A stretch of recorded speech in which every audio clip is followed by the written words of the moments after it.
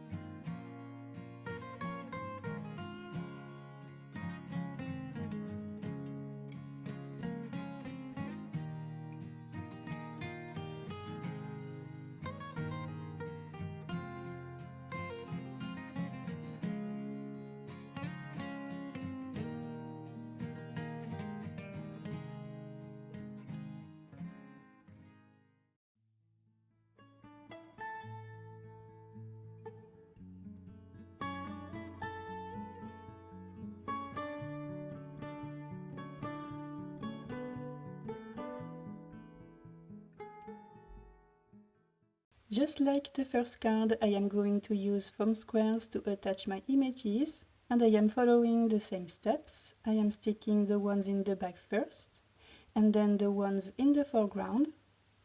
And I was thinking that this whole design would be amazing with reds and pinks for Valentine, or pastels for a lovely Easter card. And how about a red, white and blue color palette for a 4th of July treat card? I'm sure this would look so great.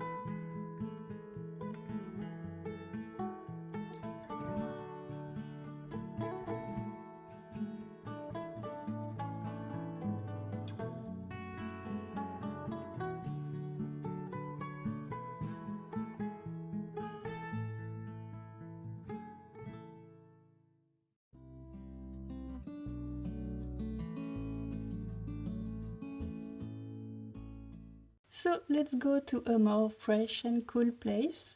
I am going to use the amazingly cute Frosty family and add-on for my third and final card.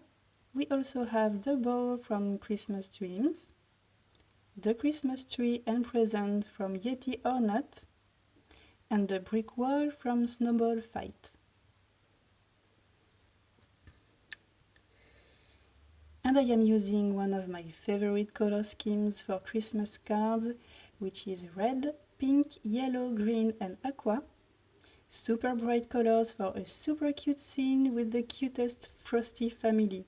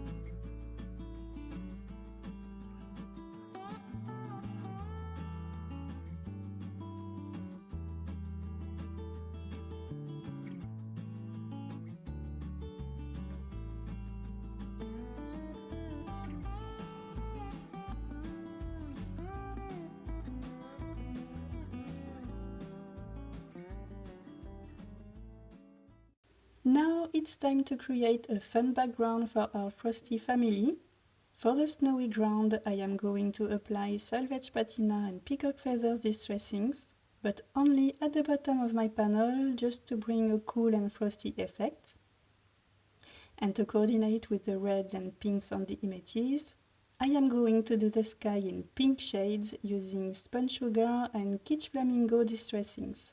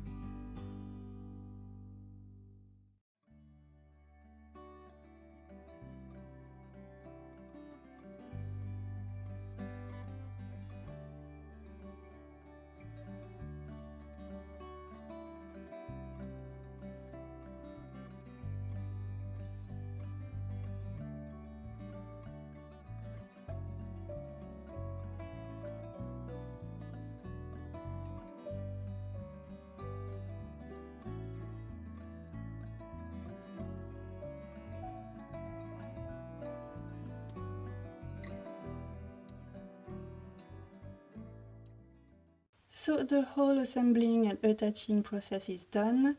I stuck each panel to a white card base, and now I am going to stamp an additional greeting inside each card. For the autumn card, I am stamping "Wishing you a beautiful fall." For the Halloween card, I am stamping "Have a treat-filled Halloween." And for the Christmas card, I am stamping "Have a beautiful holiday." As always, I am going to add highlights and details to the images using a white gel pen. And for an extra sparkling touch, I am also going to add some White Blizzard Nuvo drops to each banner. And that's it, we are done, and here are the 3 finished cards. I think they're super cute, I just love them. And I hope you do too. Thank you so much for watching this video. Have an amazing day and see you on the next one. Bye!